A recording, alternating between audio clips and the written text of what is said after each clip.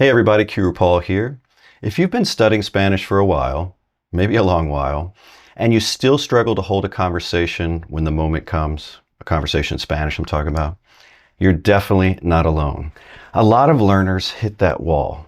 They know the vocabulary, they've studied the grammar, but when it's time to speak, it just doesn't come out. That's something I've helped a lot of people with. In my private learning group, the Qroo Spanish Crew, inside we focus on strategies that actually help move that needle, like today's topic, deliberate speech. Now, I'm not talking about speaking slowly like a robot. I'm talking about speaking with control, choosing your words with intention, keeping your phrasing simple, and not being afraid to take a pause while you speak. That last part is huge. Don't be afraid of silence. Native speakers pause all the time to gather their thoughts. Chances are you do it in English as well, right? Or you should. Maybe you just blurt out silly things. Maybe you should take a pause every now and then. Deliberate speech gives your brain a moment to catch up.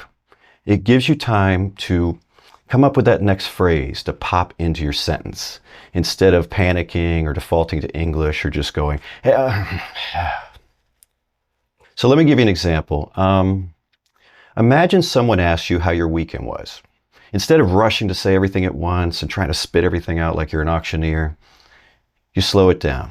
You're like, bueno, el sábado fui al cine con unos amigos. Well, on Saturday, I went to the movies with some friends.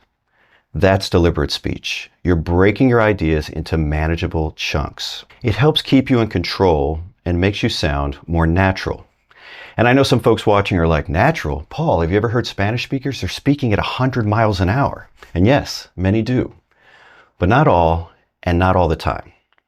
After I married my wife, we went to Colombia to meet all her family. And at the time, one of her uncles was a judge on the highest court in Colombia, the Constitutional Court. Very intelligent guy.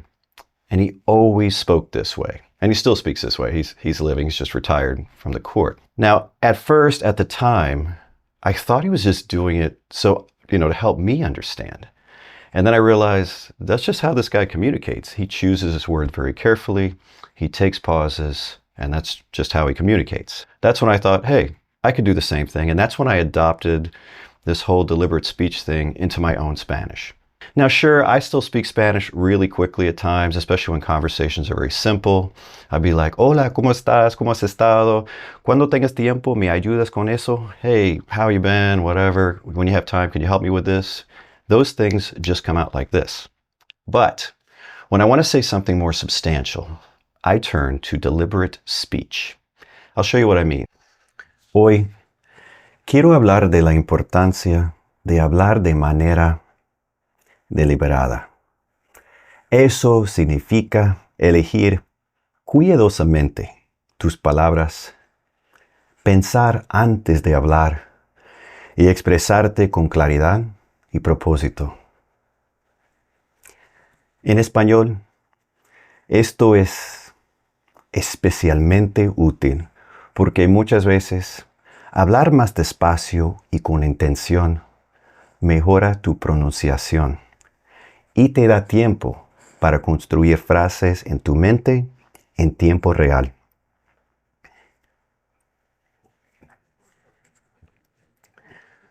Hablar de manera deliberada no es lo mismo que hablar lento, no. Es hablar de forma más clara, más precisa y más efectiva.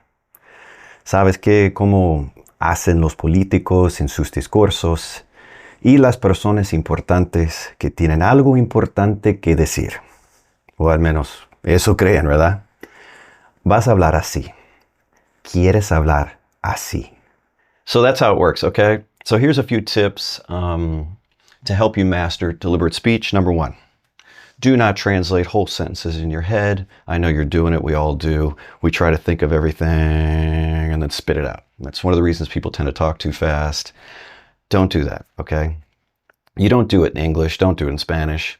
Start speaking. Learn some sentence starters. Get the ball rolling and build your sentence as you go, okay? This is a technique I show. It's going to help you be conversational. Number two, slow down.